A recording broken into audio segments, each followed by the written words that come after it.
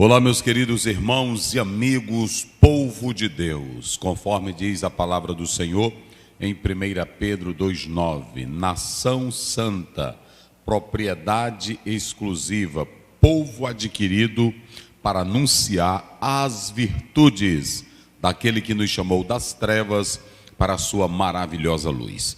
A paz do Senhor, pastores, líderes, missionárias, missionários, homens de Deus, mulheres de Deus, jovens, adolescentes, crianças, pai, mãe, obreiro, auxiliar, diácono, todos que sempre estão conectados aos sábados aqui na nossa EBD online. Para nós sempre é um prazer, é uma alegria tê-los aqui conosco e juntos nós estamos aprendendo. Não estou ensinando, nós estamos aprendendo a palavra de Deus. Comigo o professor César, pastor Luiz, Caio, Lucas, juntos formamos a EBD online para abençoar a sua vida, a sua casa, a sua família, em nome de Jesus. Professor César, orando a Deus.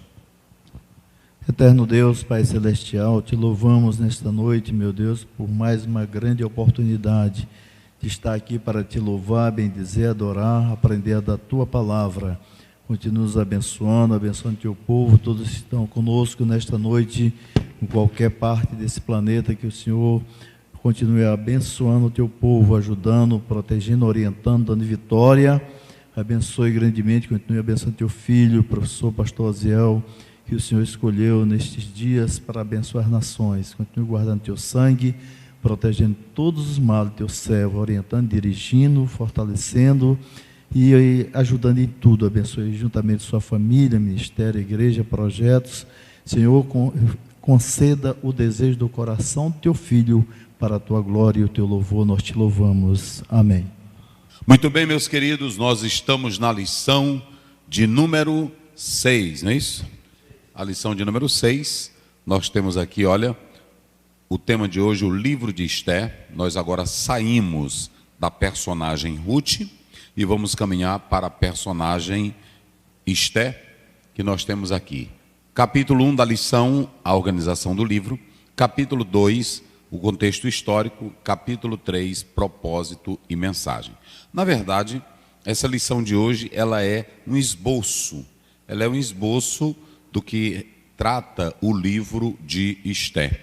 Lembrando os irmãos que na nossa primeira lição, nós fizemos um apanhado de tudo isso e demos um relato completo. Mas o autor repete novamente o assunto e nós vamos tratar igualmente.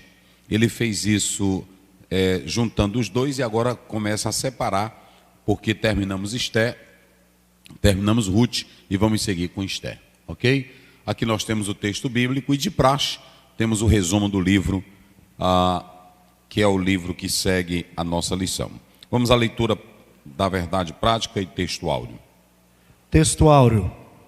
Porque se de todo te calares neste tempo, socorro e livramento doutra parte virá para os judeus. Mas tu e a casa de teu pai perecereis. E quem sabe, para tal tempo como este, chegaste a este reino. Esther, capítulo 4, versículo 14. Verdade prática. Esse texto áureo, extraído da própria Bíblia, evidencia em Mardoqueu maturidade, evidencia paciência, confiança e estabilidade. Isso aqui mostra que Mardoqueu era um homem espiritual, equilibrado. Ele tinha temor, ele tinha comunhão, e nós colocamos aqui nos apontamentos que ele tinha raízes. Ele sabia como encarar o tempo bom e também o tempo ruim. Quem sabe fazer isso muito bem é o apóstolo São Paulo, quando nós lemos Filipenses 4, não é isso? Ele diz: eu sei estar contente, eu sei estar na bonança, eu sei estar na escassez. Isso aqui mostra equilíbrio, isso aqui mostra maturidade, isso aqui mostra espiritualidade. Essa mesma questão nós percebemos em Ruth. Ruth mostrou ser uma sogra equilibrada, prudente, sensata, e a sabedoria dela foi que edificou a casa dela, não é isso? Provérbio 14, a Bíblia diz: a mulher sábia edifica a sua mas a tola com as suas próprias mãos. Então, é muito importante o cristão olhar para o seu nível de maturidade e de fé. Porque quando nós lemos a Ruth, aliás, Noemi, quando nós olhamos para Noemi, ela não reclamava de Deus, ela não falava mal de Deus, ela entendia que Ele era o soberano e dizia: Ele me deu o bem, Ele também me deu o mal. Por isso ela disse: me chamem de Mara, ou Mará, me chamem de amarga. Quando você vem para Jó, capítulo 1, 20, 21, você percebe também outro nível de maturidade. A Bíblia diz que na prova, na luta, na dor, ele rasgou, ele sentou no pó e disse: nu eu vim e nu eu voltarei. O Senhor me deu. Olha, veja que nessa expressão, o Senhor me deu, ele entendia que tudo que ele tinha vinha de onde? De Deus. Não vinha, ele não achava que vinha só do trabalho dele, da capacidade dele. Ele diz: tudo vinha de... Aí ele também, vírgula, o Senhor me deu, mas o Senhor tomou. Veja que agora você também vê o Mardoqueu dizendo a mesma coisa para a rainha Esther. Ele diz: talvez você chegou a esse poder para uma determinada função. E a maturidade do crente, você há de perceber ela nesse nível de Ruth, de Noemi, de Esther, de Mardoqueu, não é isso? Olha a maturidade. Então Mardoqueu era um homem que tinha bons princípios, boas raízes. Interessante que quando nós lemos Mateus 13, Jesus ele disse assim: a semente caiu também entre os espinhos, não é isso? Mas algumas foram sufocadas. Aí ele diz que as seduções, as ilusões arrancam a palavra. Agora ele diz que aquele que tem raiz permanece para sempre. O grande problema é que nós temos muitos crentes nominais. As igrejas, elas estão cheias de crentes emotivos, nominais, crentes de oportunidades, mas não crentes que buscam raízes. Enraizar a sua vida na palavra, enraizar a sua vida na fé, enraizar a sua vida nas escrituras. Não é enraizar em um movimento, não é enraizar em um culto qualquer, é ter a vida enraizada na palavra. Jesus disse que a semente que caiu em boa terra, ela produz porque tem raiz. Quem não tem raiz não fica de pé. Quem tem raiz pode ser como Noemi, pode vir a crítica, pode vir a prova, pode vir a perca. Ela perdeu os 2 filhos, perdeu o marido, mas ela perdeu a fé.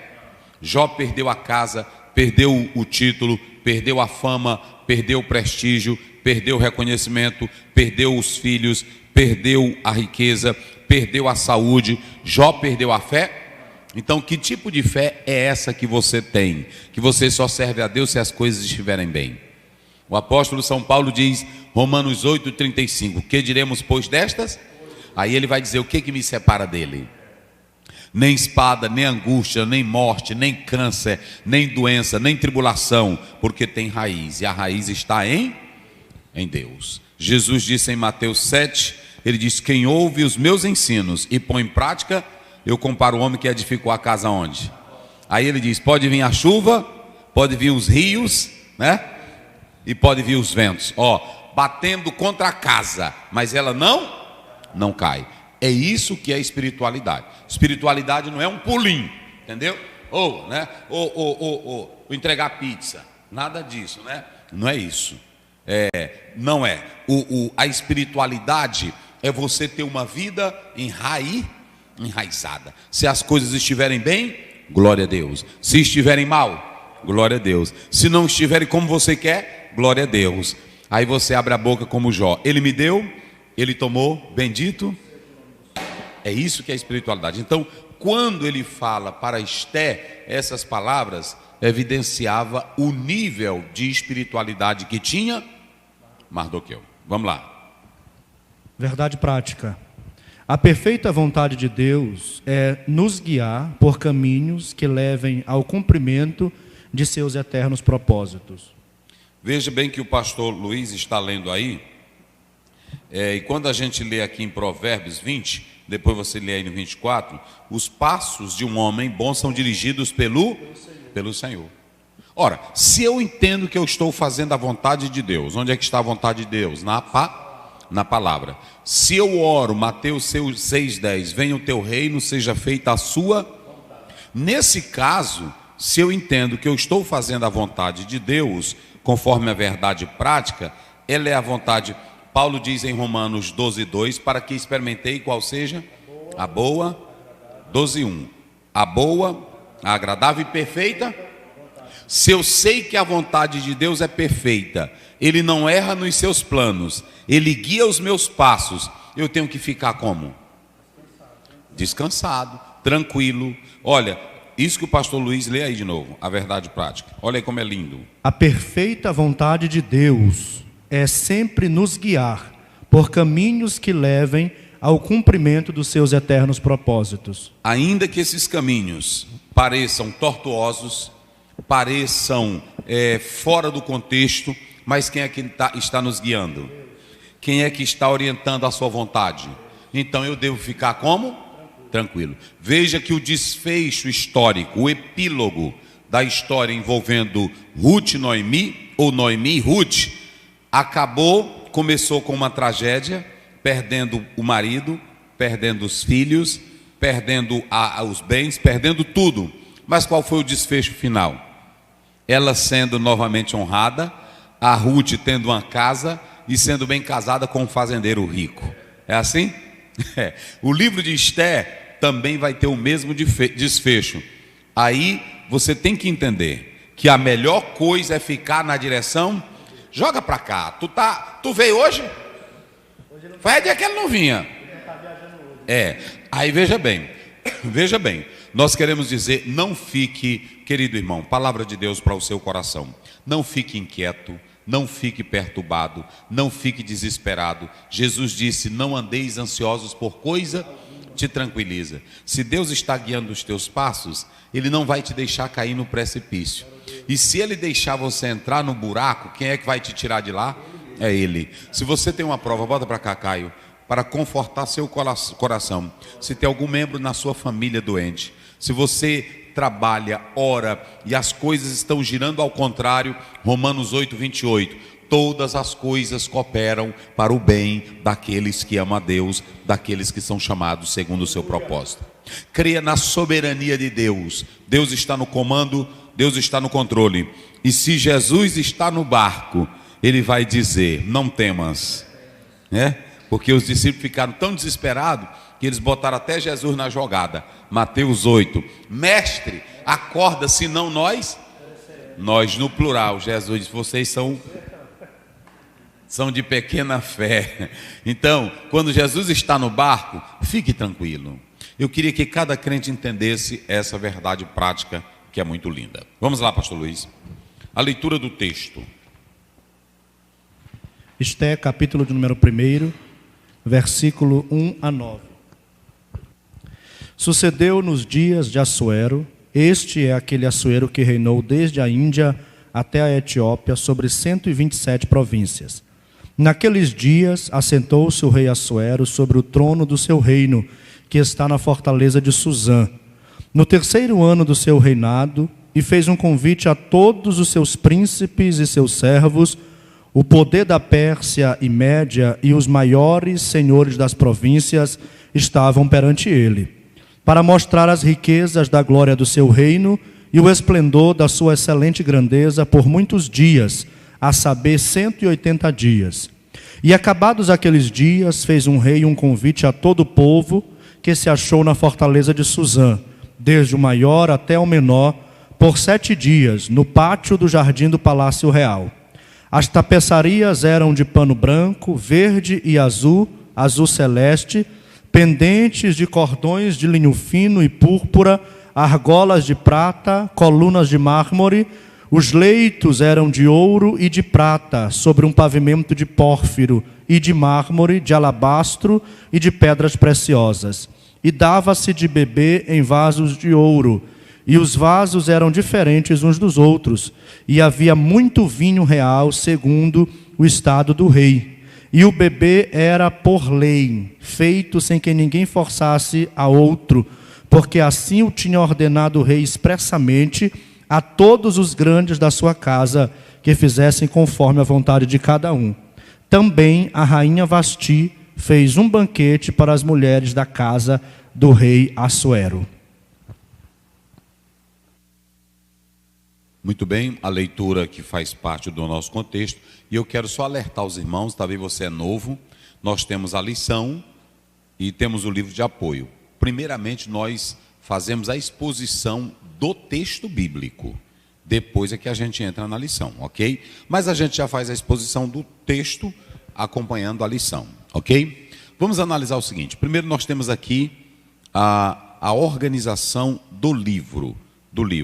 Eu quero só pontuar, antes de entrarmos no texto, que nós temos 4 coisas que devemos levar em consideração ao livro de Esté. Primeiro, nós temos o título, ok? Nós vamos falar aqui do título. O título leva o nome de quem? Da própria personagem, que é Esté. Esté não era o nome dela hebraico. O nome dela hebraico era Radassa. Radassa, que quer dizer murta, não é isso? O outro nome já era o nome persa, que quer dizer Esté, que falava da beleza dela. Por isso que ela é chamada de quê? De estrela. Isso, do estar, que é um astro, de beleza. Então, o texto do livro, ele fala da beleza de Esté. Então, é a primeira coisa que nós devemos levar em consideração nesse livro. A segunda coisa é que nós temos um livro que é datado em 465 a.C., ok? Ou, como alguns sugerem aí, 486, mas o certo é que nós temos a datação desse livro em 465. O historiador Flávio Joséfo, ele chega a dizer que esse livro ele foi escrito pelo próprio Mardoqueu. Porém, alguns elementos internos salientam ou deixam claro que isso não pode ser corroborado. Aí tem-se a ideia de que um judeu temente ou já morador da Pérsia, que conhecia toda a história, todo o costume, que conhecia e que tinha acesso aos registros medo e persa, ele foi o escritor deste livro, ok? Mais plausível. Então você tem, na verdade, o certo é que o livro é anônimo. O que nós temos aqui são suposições de estudiosos que, na verdade, chega a uma aproximação correta. Então você que vai ensinar amanhã, comece falando do título do livro para os seus alunos, ok? Destaque essa personagem importante que é Esté. Nós já falamos que 2 livros na Bíblia levam nomes femininos. Quais são eles? Ruth e Esté. E é muito interessante vocês analisarem que nunca nas páginas da Bíblia as mulheres ficaram sem se envolver na obra de Deus. O livro de Juízes mostra várias mulheres, como Jael, como Débora.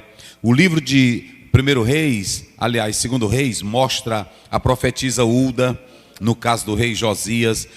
Aí você tem livros históricos, a mulher sábia que pediu a cabeça daquele inimigo de Davi, que Joabe pede. Então, você tem Miriam, você tem Joquebede, você tem, quem mais?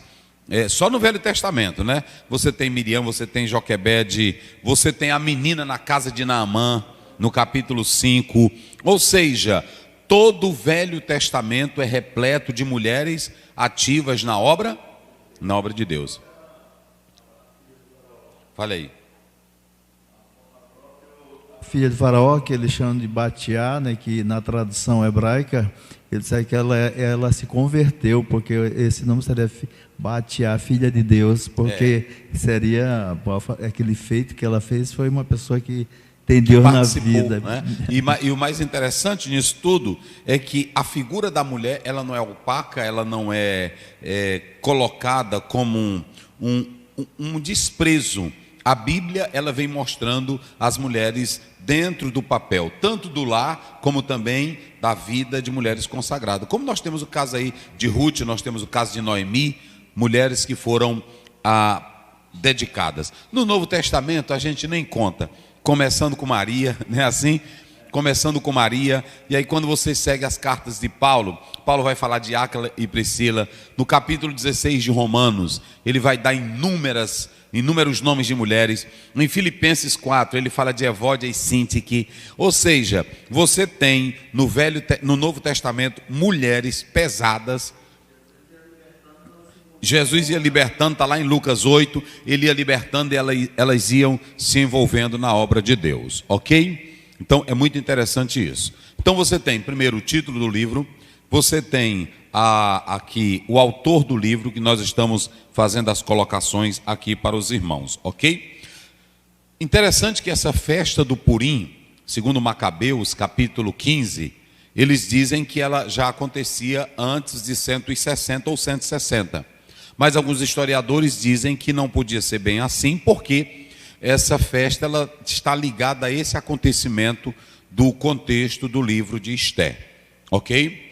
A outra particularidade sobre a questão da historicidade do propósito, nós sabemos que alguns críticos tendem a desfazer da literatura do livro de Esté, não concordando com os relatos. Porém, nós temos o grande Heródoto, que ele mostra o caso da Esté assumindo o lugar de Vasti, ele comprova pelos anais históricos, como também o relato do banquete. Heródoto também faz menção nos seus escritos. De modo que nós não podemos desacreditar. Aliás, nós podemos até nos valer das ciências auxiliares da Bíblia, como a arqueologia, a antropologia, não é assim? Mas a nossa base maior não é nem a arqueologia e nem a antropologia. Qual é a nossa base? É a Bíblia. Porque a Bíblia diz, 2 Timóteo 3,16, toda a escritura é divinamente inspirada. Então nós cremos no que a Bíblia diz. E o próprio judaísmo compreendia o cano do Sefer, do livro de Esté, como sendo um livro canônico. Houve uma discussão sobre o livro de Esté, o de Cantares e Tiago, para entrar no cano, mas eles tiveram um consenso que realmente era a palavra de Deus. Isso, até mesmo posteriormente o Lutero faz uma pequena correção. Quando ele chamou a carta de Tiago de palha, ele não estava desfazendo dela, é importante entender isso. Não vou entrar nesse detalhe.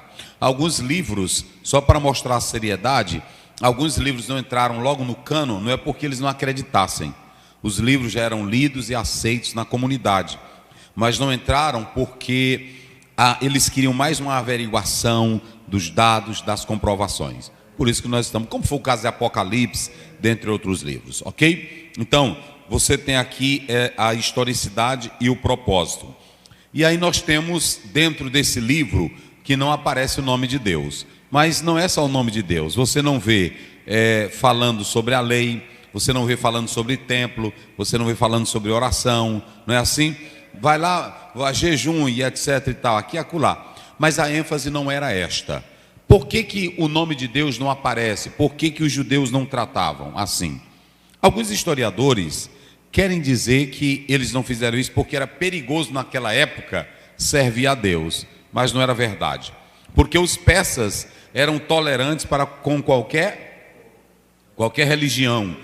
Quem tivesse seu Deus, ele tolerava. Até o próprio Nabucodonosor, ele valorizava a crença dos outros. Eles queriam lucro, eles não queriam saber se tu era ateu, se tu era agnóstico, satanista, diabólico. Ele queria saber dos interesses dele. E se não confrontasse ou conflitasse com os interesses do Estado, então estaria tudo ok. Alguns dizem que como Israel... Interessante é o seguinte, quando o rei Nabucodonosor assume a Babilônia, Donald Stamp fala de 1 milhão de judeus que tinham lá na província. Porém, alguns historiadores dizem que os que estavam lá eram aproximadamente 2 milhões. 2 milhões de judeus. O certo é que nós podemos perceber que alguns vão migrar para outros lugares, não vão ficar só na Babilônia, como é o caso de Mordecai. Não é isso? Mardoqueu ou Mordecai, ele vai se dirigir para uma das capitais do Império Persa, que era Suzã. Então é muito importante atentar a isso. E aí o nome de Deus, eles dizem que não aparece, porque o povo que estava lá em Suzã, também é a suposição, que estava em Suzã, eles estavam como que fora da teocracia, não estavam mais dentro daquela perspectiva do pacto, era como se estivesse desobedecendo a Deus, por isso que Deus não fez questão de o seu nome aparecer. Também não. Também não. Eu não concordo muito com essa tese. Eu não concordo muito com essa tese de dizer que ele não vai, porque se vocês analisarem, eles querem dizer aí que eles não estavam mais naquela linha teocrática. Eu não concordo muito bem. Por quê? Porque Deus tinha uma promessa para os judeus. E aonde eles estivessem, Deus disse que ia fazer o quê? Trazer. E quem move o coração é o próprio Deus. Não é assim? Então, eu acredito que Deus os levou para lá porque ele tinha um propósito. Ele tinha um propósito. Isso é muito interessante. Porque se você analisar, vamos analisar também o livro de Cantares. O livro de Cantares é mais um livro romântico. E há 4 teorias para Cantares que eu não vou entrar aqui nesse detalhe. A quarta coisa sobre o livro são os antecedentes históricos. É muito importante isso aqui, porque ninguém constrói o presente ou o futuro sem antecedentes históricos. E por que esse livro aqui ele é interessante? Ele é interessante para mostrar que como Israel não cumpriu cabalmente com os propósitos divinos, ao longo do tempo eles foram sendo atingidos. Deu para entender? Nós temos o cativeiro babilônico, não é isso? Nós temos, por exemplo, em 722, quando a Síria domina o povo de Deus, do lado norte. Em 586, Judá. 100 anos depois, vem o poder da Babilônia e domina quem? Domina o povo de Deus. Por quê? Por causa da idolatria, por causa do pecado. Então Deus vai mandar o cativeiro.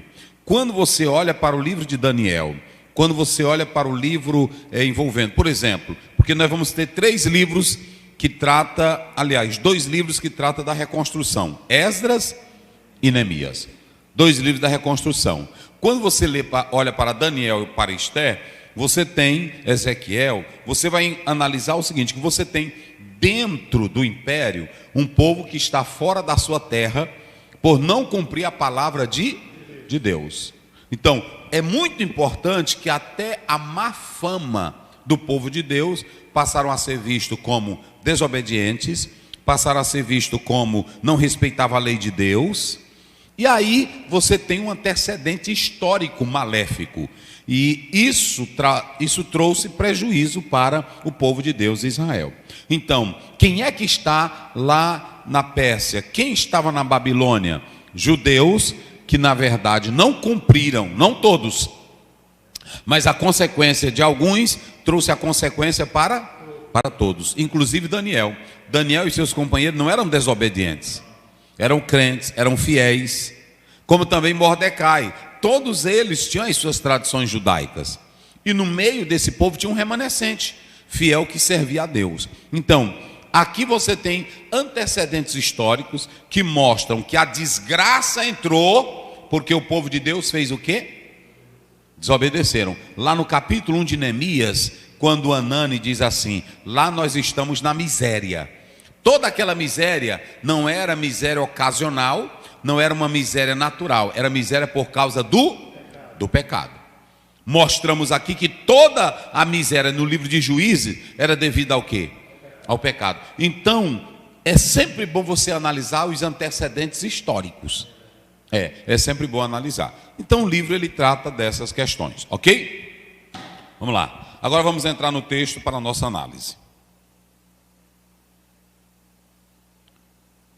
Versículo 1. Sucedeu nos dias de Assuero.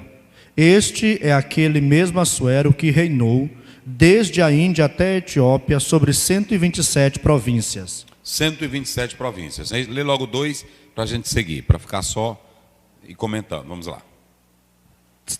Naqueles dias, assentando-se o rei Assuero sobre o trono do seu reino, que está na fortaleza de Suzã. Vai. No ano do seu reinado, fez um convite a todos os seus príncipes e seus servos, pois o poder da Pérsia e Média e os maiores senhores das províncias estavam perante ele, para mostrar as riquezas da glória do seu reino e o esplendor da sua excelente grandeza por muitos dias, a saber 180 dias. Muito bem. O pastor está lendo aí e eu quero, antes de nós entrarmos no texto, pontuar 4 coisas. Não esqueçam, 4 coisas. A primeira, o propósito da festa com o banquete. O propósito da festa com o banquete. A segunda coisa que eu quero pontuar aqui, o homem dominado pelo vinho. A segunda coisa, anote aí para não esquecer, o homem dominado pelo vinho. Terceiro, uma mulher que se valorizava. Quarto, a falta de um bom senso moral. E quinto, os babões, ou babão. É melhor botar o babão, né? Babão, vamos lá. Memucã, certo? Então, vamos agora ao texto. O texto começa dizendo como no verso 1, pastor? Sucedeu nos dias de Assuero, este é aquele mesmo Assuero que reinou desde a Índia até a Etiópia sobre 127 províncias. Pronto, esse Assuero aí é o denominado de Xerxes. É o mesmo Xerxes, ok? É assim que nós podemos analisar. E observem que o texto, isso aqui em 486, 465 a.C. Observe que o texto, ele começa dizendo o que reinou desde a Índia até a Etiópia. Essa Índia aí, como território, era o Punjab no atual Paquistão Ocidental, a região oeste do rio Indus. Por que que ele está fazendo essa expressão que reinou desde a Índia até a Etiópia?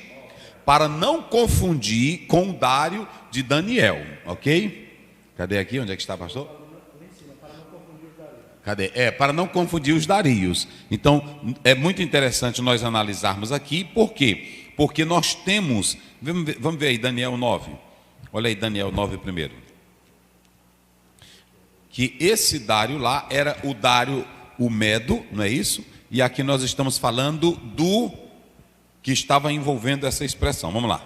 No primeiro ano de Dario, filho de Assuero, da nação dos Medos, o qual foi constituído rei sobre o reino dos caldeus. Isso. Observe que ele tem o mesmo nome, né? Então, aqui você tem evitar essa confusão com o pai de Dario, o Medo, que tinha o mesmo nome do Daniel 9 primeiro, não é assim? Então não confunda os dois, entendeu?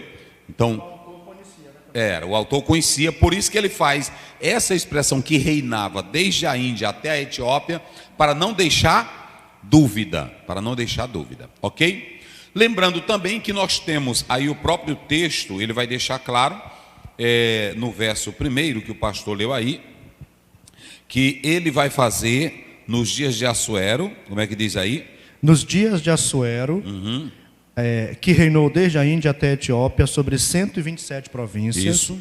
Naqueles dias, assentou-se o rei Assuero sobre o trono do seu reino. Pronto, então o que você tem aqui? Você tem o Assuero, que era filho de Dario I, e ele vai fazer agora um grande banquete. Aí vem uma coisa interessante, porque ele fez uma festa de 180, que dá quantos meses? Vão dar 6 meses. 180, era uma festa tremenda. Ele vai fazer uma festa de 180, mas depois ele faz só uma na capital, de 7 dias, não é isso?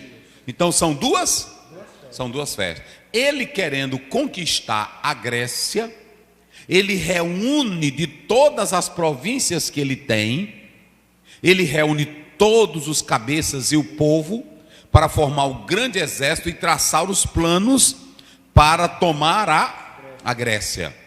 A batalha de Salamina, 480.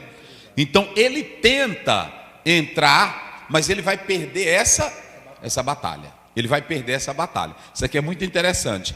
Veja que ele vai fazer uma festa de quantos dias?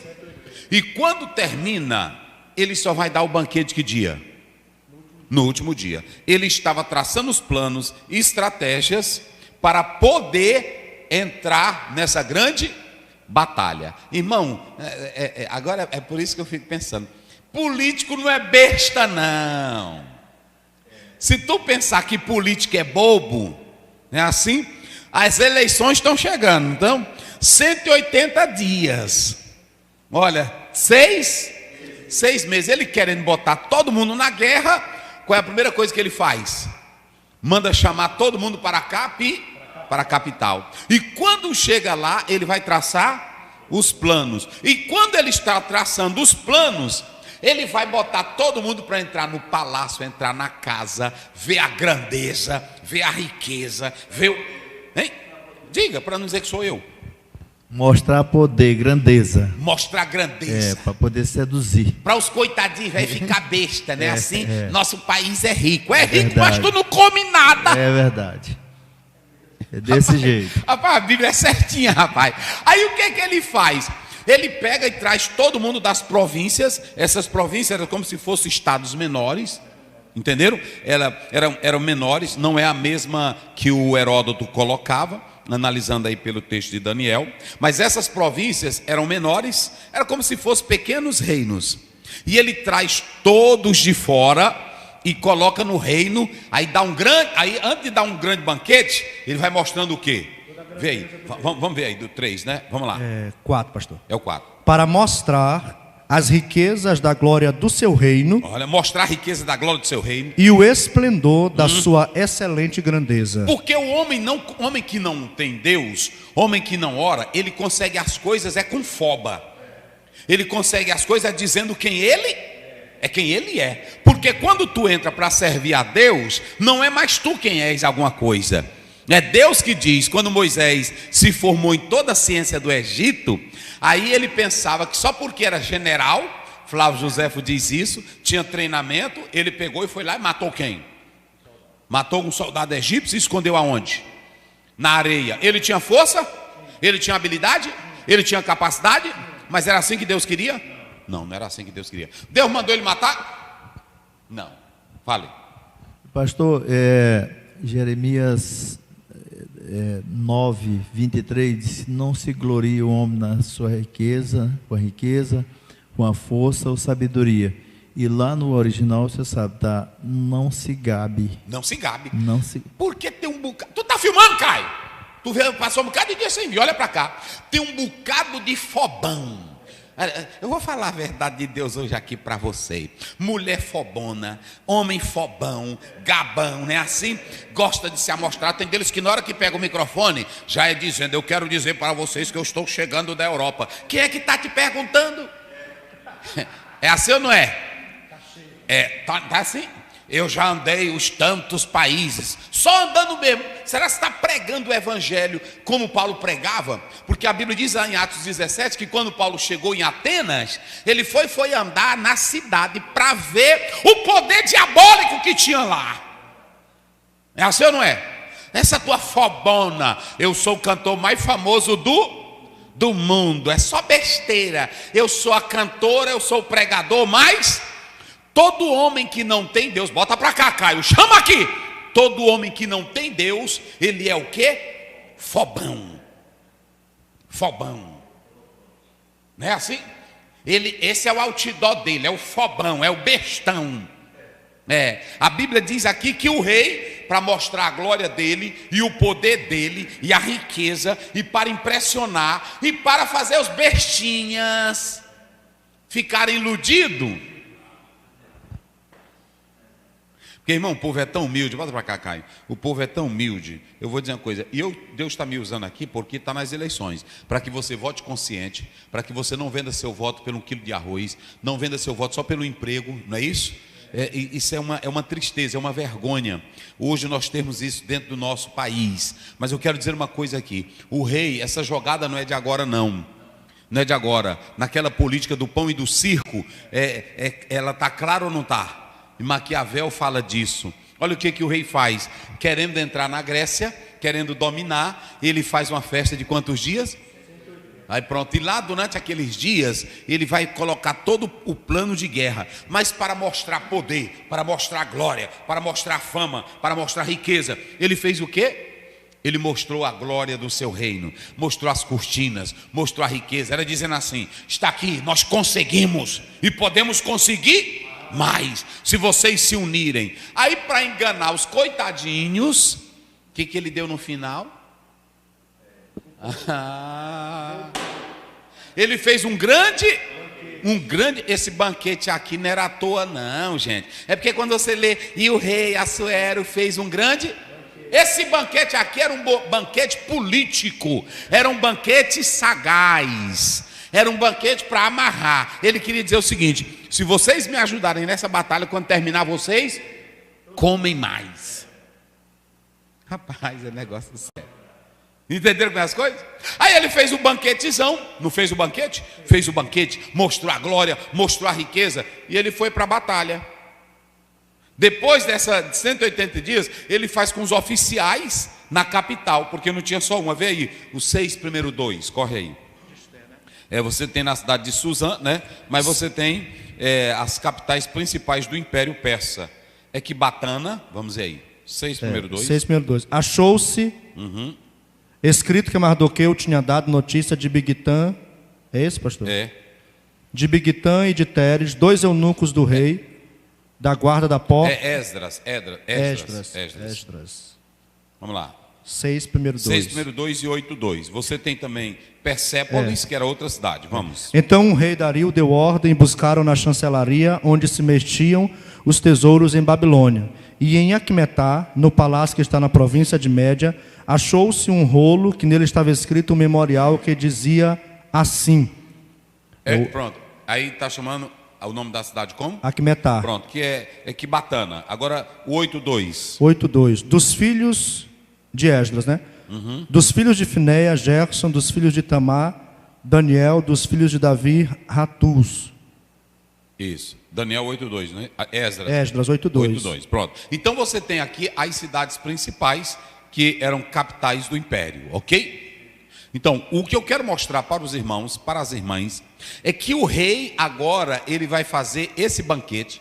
E o mais interessante, dizem que quando ele perdeu essa batalha, que o próprio texto está mostrando aqui, essa batalha lá de Salamina, né? Quando ele perde, ele faz no 3º ano do seu reinado, ele faz esse grande banquete, ele dá essa grande festa, e ele faz tudo, ele convida os nobres, ele convida os príncipes, ele convida os da província. Então, quando ele faz essa festa chamada festa báquica, ele faz essa festa, era uma estratégia. Ele convence, vai para a batalha, perde a batalha.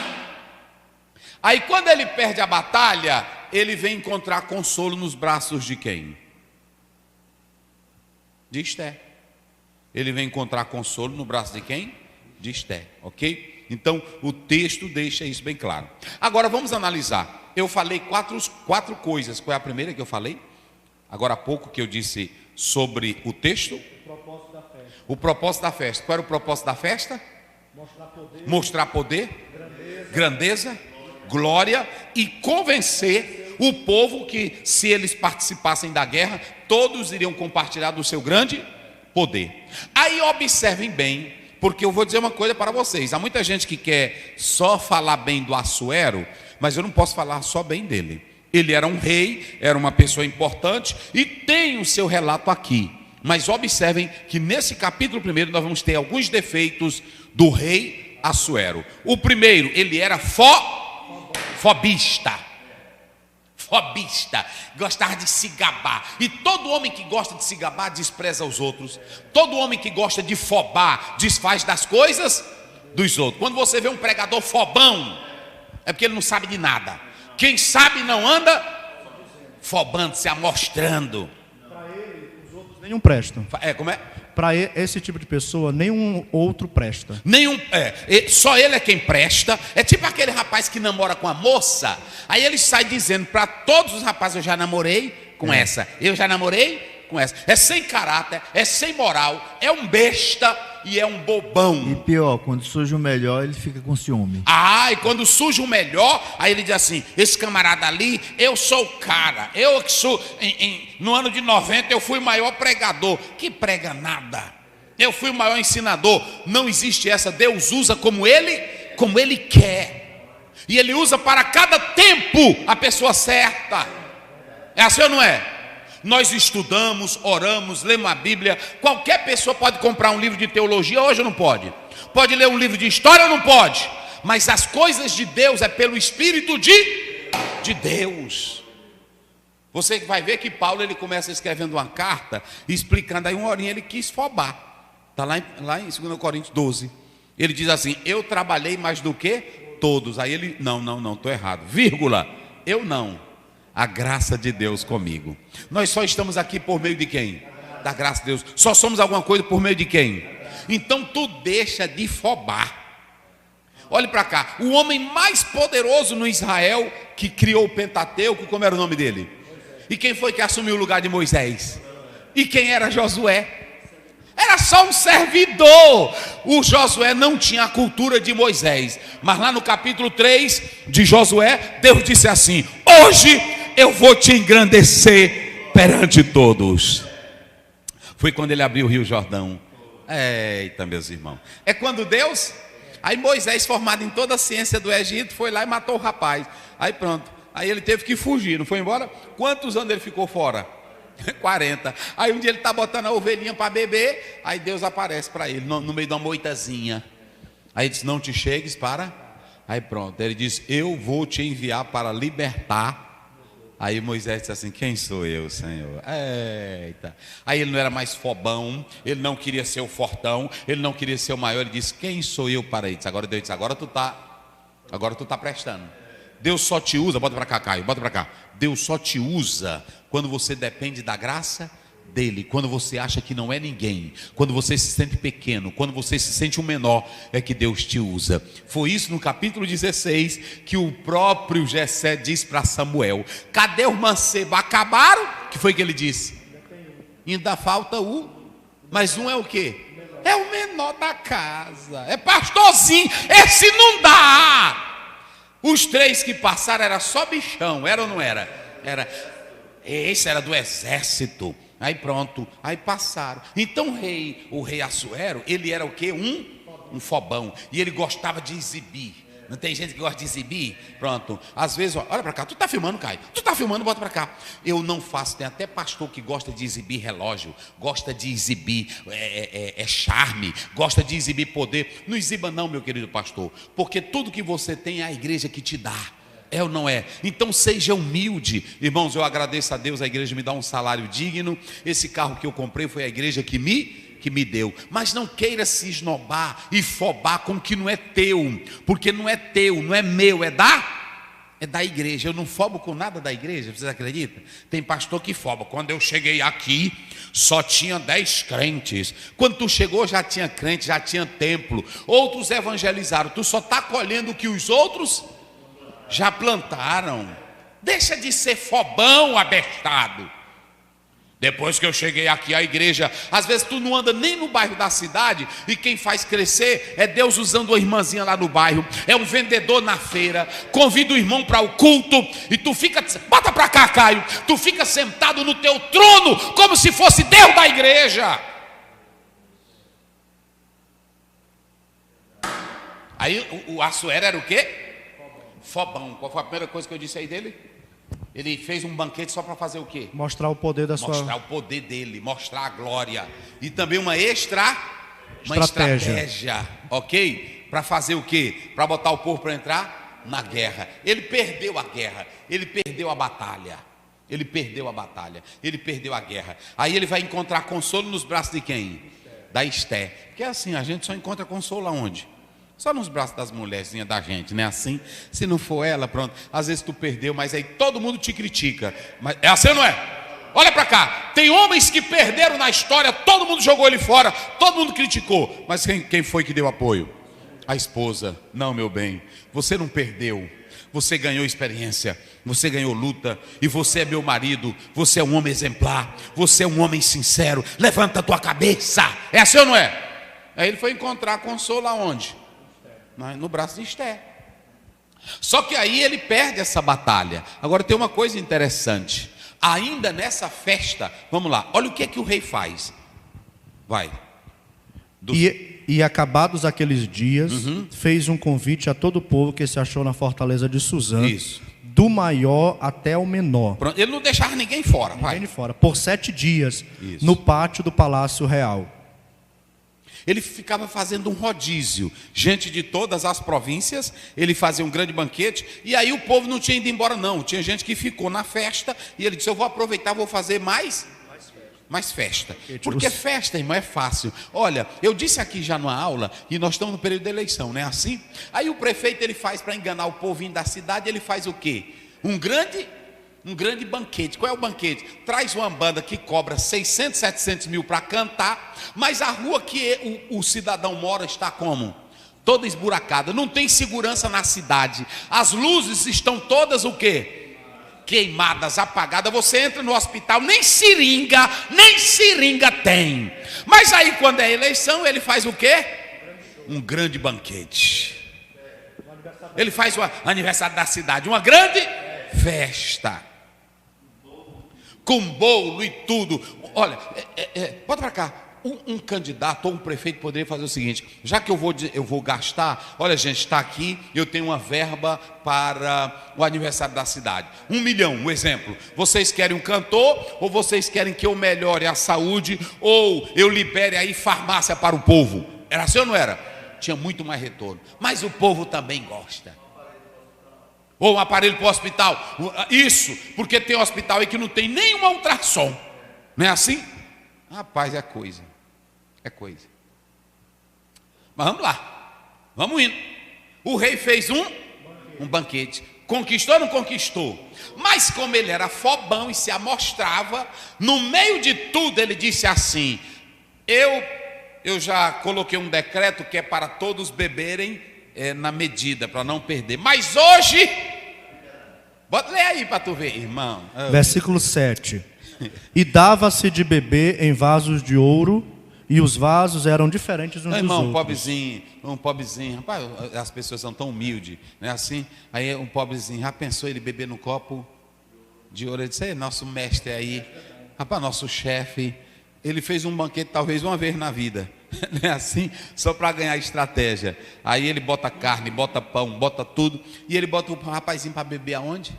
No vasos de ouro. Pronto, nos vasos de ouro. Aí a festa aí já estava na bagaceira. Mulher velha de todo jeito. E aí o rei disse assim: eu vou liberar tudo hoje. Eu vou liberar tudo. Aí todo mundo, até o pobrezinho bebendo no copo do quê? Aí a bajulação. E o rei fobando, né? Eu tenho poder, eu vou liberar. Olha o que ele fez, vai. E o bebê era por lei feito, sem que ninguém forçasse o outro. Porque assim tinha ordenado o rei expressamente a todos os grandes da casa que fizessem conforme a vontade de cada um. Acabou. O que o rei disse? Ele disse: hoje tem uma lei aí que a gente criou para beber com equilíbrio, mas hoje liberado. Está liberado. Liberou geral. Hein? Não é para ninguém controlar ninguém. É quem quiser namorar com homem, namora. Quem quiser namorar com mulher, namora. Quem quiser pegar mulher casada, pegue. Quem quiser beber, beba. Quem quiser fazer a desgraça, faça. Porque é o seguinte: quando o homem está no poder do vinho, ele perde a moral, ele perde o equilíbrio, ele perde o bom senso. Então, em primeiro lugar, ele era o quê? Ele era o quê? Um rei, diz aí. Ele era o quê? Fobão. Ele fez o que primeiro? O rei fez o que? Para iludir todo mundo? Fez um banquete. Ele fez um banquete e deu uma festa de quantos dias? 180 dias. Quem é que não gosta de festa, irmão? Comendo bolinho à vontade de graça, hein? Comendo espetinho de graça, hein? Passando no meio da capital zona. Aí podia beber nos copos de quem? Os copos de ouro do Copão palácio. de ouro. O pobrezinho gosta ou não gosta? Aí pronto. Aí conquistou. Qual é a segunda coisa? Homem dominado pelo vinho. Aí ele, observem bem que agora, querendo agradar, ele se entregou o quê? Ao vinho. E veja bem, esse homem governava quantas províncias? 127. Tem pessoas que sabem governar uma província, mas não sabem governar o seu espírito. É por isso que a Bíblia, vê se é Provérbios 16:32, vê se eu não estou enganado. Rapidinho, vamos lá. Ele, 127 províncias, mas agora dominado pelo álcool, pela 16:32. bebida. Isso. Melhor é o longânimo valente. Melhor é o longânimo valente. Do que o valente. Isso, do que o valente. E o que governa o seu espírito. E o que governa o seu espírito. Melhor do que o que governa uma cidade. Está vendo? Irmão, a pessoa pegar, muito cuidado, irmão. Um líder beberrão, é assim ou não é? É um líder, ainda tem pastor que quer defender bebida. Um líder beberrão é muito ruim. um pastor beberrão, não há como ser um grande líder.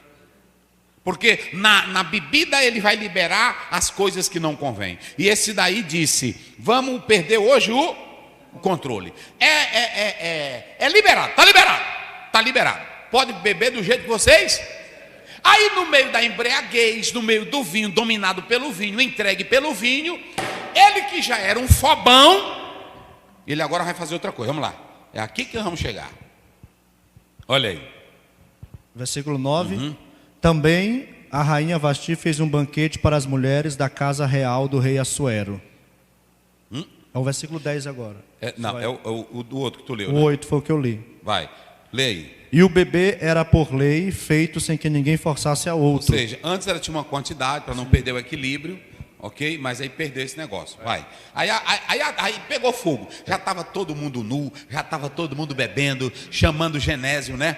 E aí pronto, e dizendo besteira. E o rei também já embriagado. Aí o que foi que ele fez? No verso 9. No verso 9.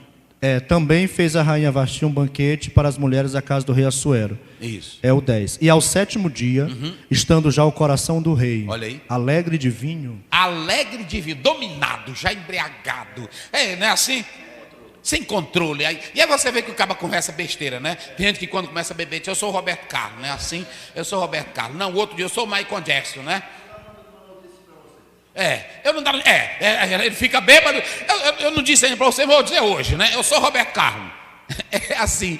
E aí no vinho, ele já era fobão, se amostrava. O que foi que ele mandou fazer? Mandou que Meumã, Bista, Arbona, Bigtá, Abagta, Zetá e Acarcas, seus 7 eunucos que serviam na presença do rei, introduzissem na presença do rei a rainha Vasti com a coroa real, para mostrar aos povos e aos príncipes a sua formosura, porque era formosa à vista. Então esse homem era babão, e agora pelo vinho ele não tem mais controle, ele não tem mais equilíbrio, ele não tem mais postura, e ele agora vai chamar a mulher dele para exibir perante todos a beleza dela. Na nossa próxima aula nós vamos tratar sobre ela. Eu só estou mostrando aqui que o rei era um homem sem controle, que ele se entregou à bebida. Ok? Então, feito isso, nós agora estamos analisando, já falamos essas 3 coisas aqui. Mas vamos lá. Em primeiro lugar, 2 grandes saltos. Você tem aqui, nós vamos sair do livro de Juízes, de Ruth, e vamos agora para o livro de quem? De Esther. Ou seja, nós temos um salto de Belém para a Suzã, Pérsia, não é isso? Que é o atual Irã. Querem que a razão seja guiada pelo sobrenatural, não querem que a palavra de Deus esteja no ambiente deles. Ou seja, o secular é que eles não querem nada de Deus. Nada de Deus. E como o povo de Deus foi morar naquela região, eles ganhavam dinheiro, estavam crescendo, estavam bem, estavam confortáveis, saudáveis. Pensar em voltar para a terra para quê? Pensar em promessa de Deus para quê? Pensar em sair para quê se eu estou bem? Aí é que entra. Olha, nós colocamos aqui vida confortável, estavam dominados, estavam bem. Se esqueceram da vida? O que tem de irmão aí que quando Deus começa a abençoar a loja, começa a abençoar o comércio, começa a abençoar o filho, eles se esquecem de quem? De Deus. Ele enche a casa dele de piscina, de televisão, de carros, mas ele não tem mais o altar de oração na sua casa. Cuidado, meu filho. Amanhã esse quadro pode mudar. Entra na política, troca logo de mulher, esquece da bichinha que ele se casou. É assim? Pronto. Aí ele já começa a ter um monte de mulher. Aí já vai, não presta. Vamos lá, observem bem, olha. Eles desprezaram, o secularismo despreza o espírito, confia na razão. Só que tudo isso é uma falsa segurança. Eu pergunto aqui uma coisa: o homem mais rico do mundo pode dizer que tem uma boa saúde?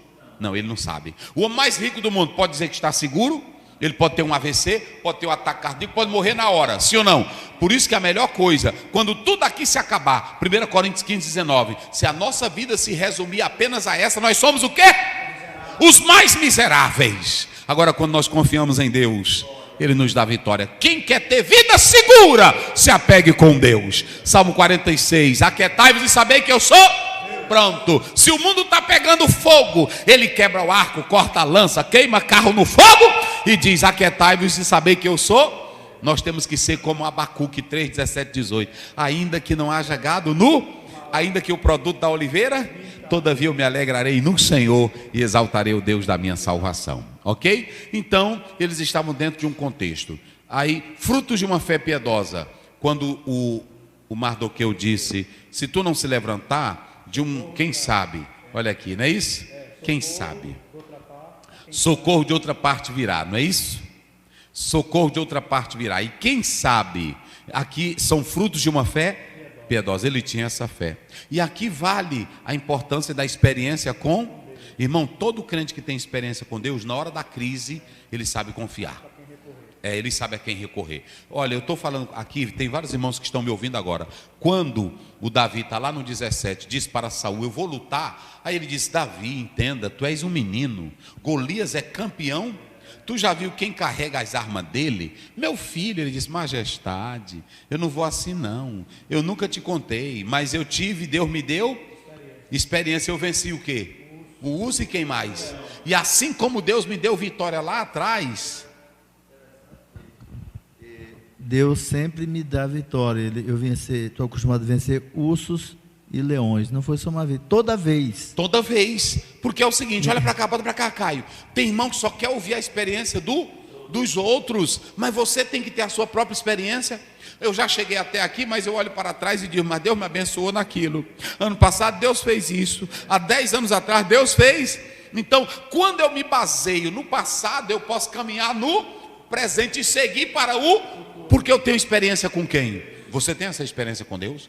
Você nesse momento, é por isso que tem um hino da harpa cristã, que eu acho ele lindo. Eu fui cantar ele, eu fui pegar essa letra no inglês, ainda é melhor. Conta as bênçãos e dizem quantas são. Olha para trás. Oh, rapaz, mas é bom ser crente. Deu vontade de chorar aqui agora.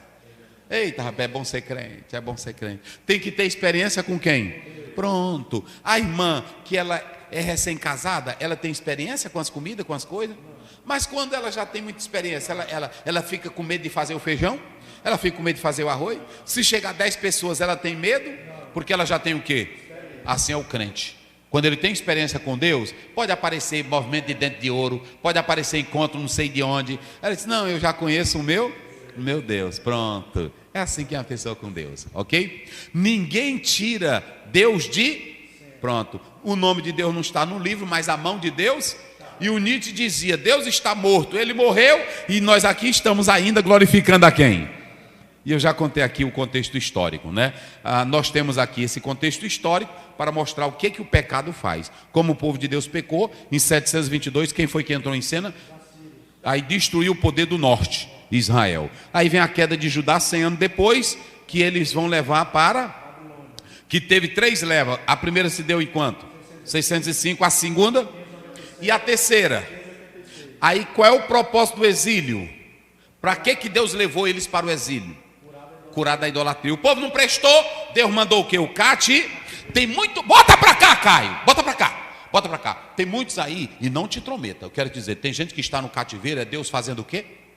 É Deus curando. Então deixa aquela pessoa viver o seu próprio cativeiro. É por isso que eu não me entro em coisa de Deus. Pronto. Irmão, eu estou sofrendo uma prova. Às vezes é orgulhoso, é orgulhosa, é Deus.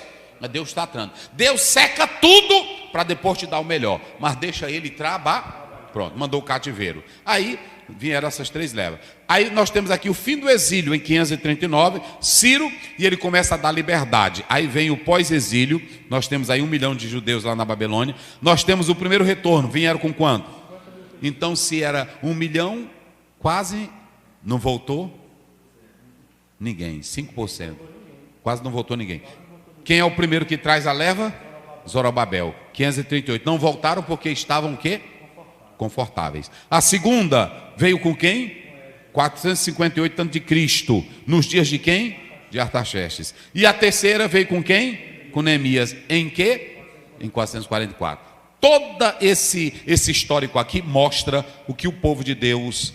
Como aconteceu e o passado. É sempre bom. Olha para cá. quando tu pensar em alguma coisa, lembra do teu passado, não é assim? É bom atentar para o antecedente histórico. E em terceiro lugar, qual é o propósito do livro? Vamos lá bem forte para encerrar. Todo mundo aqui na sala. Qual é o propósito? Revelar o cuidado de Deus com o seu povo. Gerar o quê? Esperança e consolo. E mostrar o perigo? E confiar na segurança do mundo. Que Deus abençoe em nome de Jesus.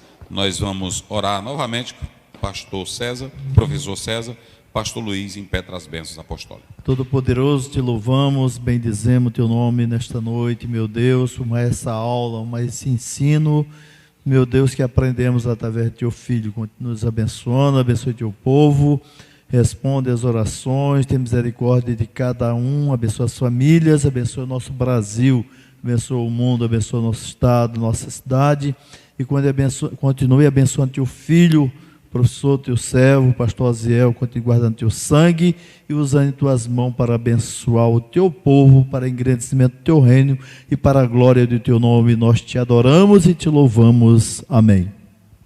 Amém. Que a graça do nosso Senhor Jesus Cristo, o amor de Deus, o nosso Pai, a comunhão e a consolação do Espírito Santo seja com todo o povo de Deus, desde agora e para sempre.